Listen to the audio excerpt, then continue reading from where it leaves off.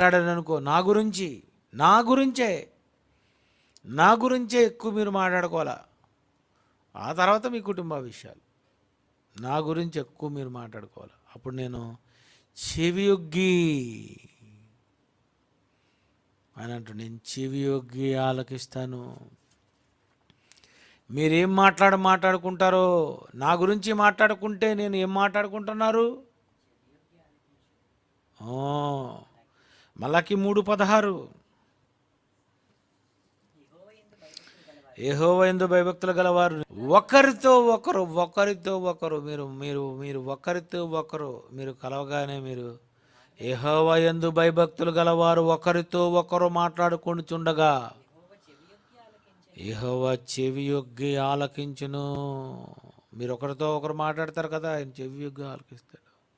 మేము రాత్రి 8:30 నుండి 10:30 11 వరకు మాట్లాడుకుంటాం. ఆ మాటలన్నీ మాట్లాడుకుంటున్నప్పుడు ఆయన కూడా మాతో పాటు ఆయన వింటున్నాడు.